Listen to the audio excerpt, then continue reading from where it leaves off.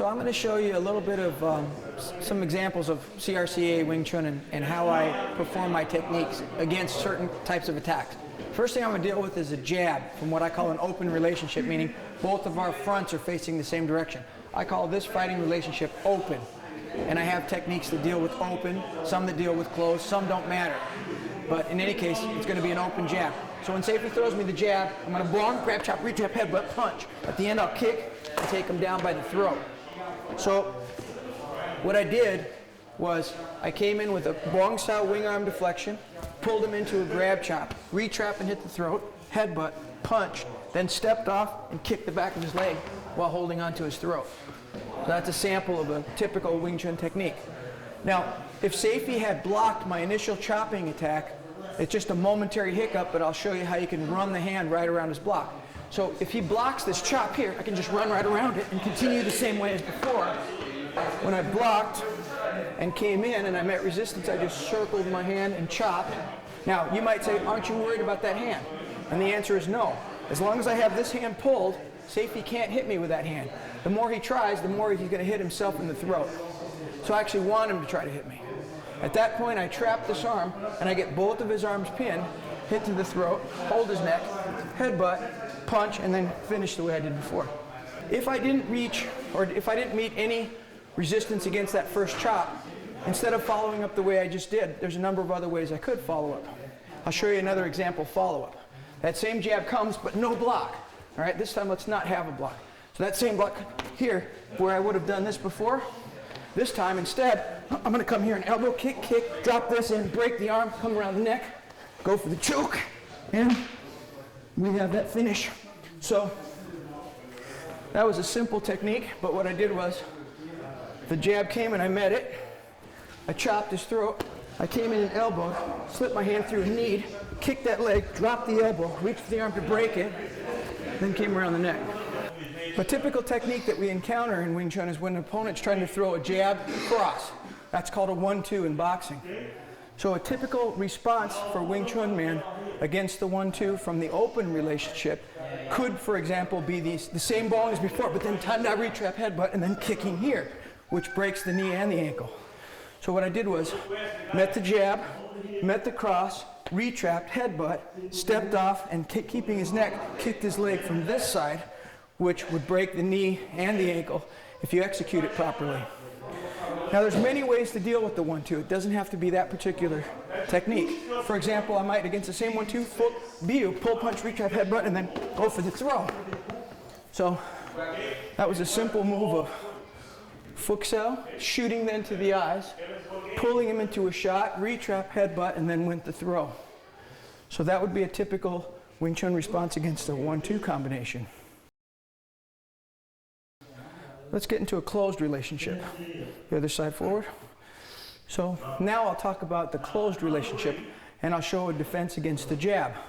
A typical response against the jab in Wing Chun would be to touch that jab, not step, certainly not yet, but to touch that jab, and once I found where that jab was, I could then move myself forward and hit my opponent using his energy against him. Now what I wouldn't do is walk in to a hit. What I would do is touch and go. Now notice that when I hit him, my foot is still in the air. So I'll touch his hand and then go. Now from here, I can just reach up and pull him into a chop, another punch, slip into a head and arm choke here, which I could either choke or step around to throw and go to the ground with that choke. So what that move did, again, was to touch and go, pull him down and lean him into a chop to the throat, retrap and punch, slip my hand under, drive my shoulder into the armpit, put the sharp of my arm against his neck, lock my hands together to choke, or sidestep for leverage, slip my leg around, and then take my opponent to the ground here. So that would be a typical response against a closed jab.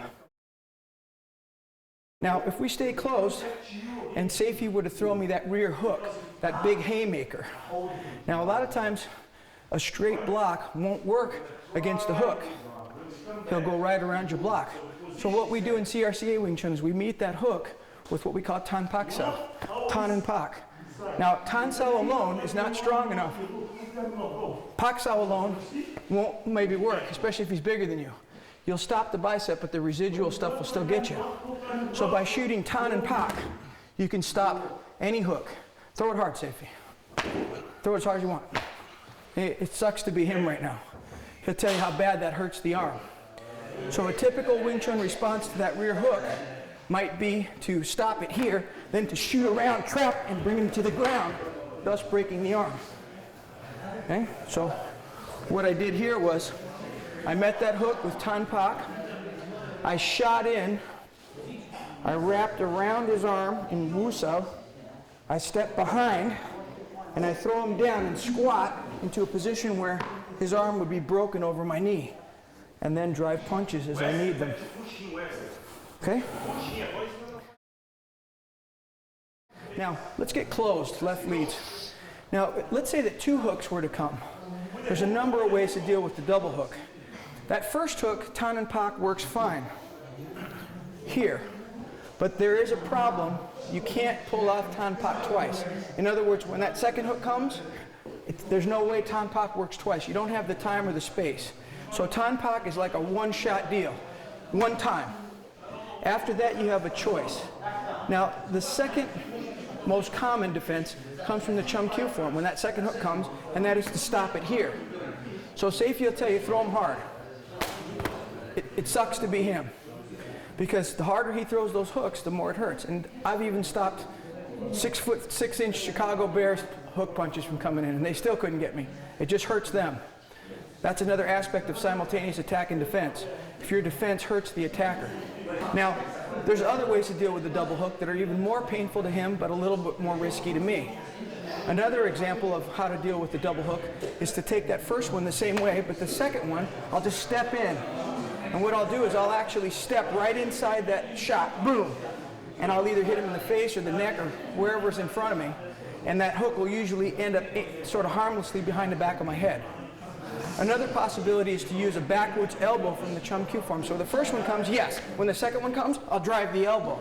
So go ahead and throw them hard, Safety. I'll go 1, 2, 3, 4. And again, that's a painful block, because as that first one comes in, let's do it slow, he'll tell you it hurts.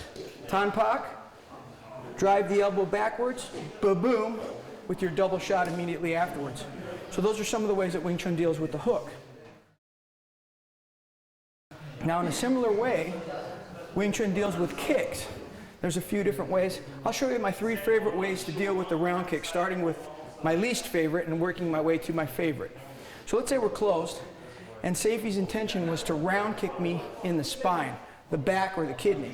Typical move. So what I'll do is I'll use a motion called Gang Jam, which you saw me do on the wooden dummy.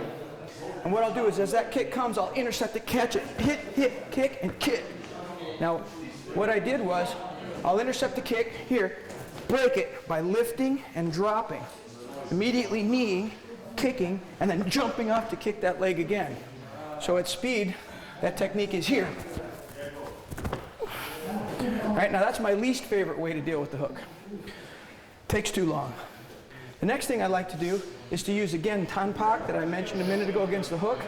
So I'll use the Tan Pak, but again, that isn't even enough to stop a lot of guys' hook kicks, because their round kick can be so powerful that even this might collapse.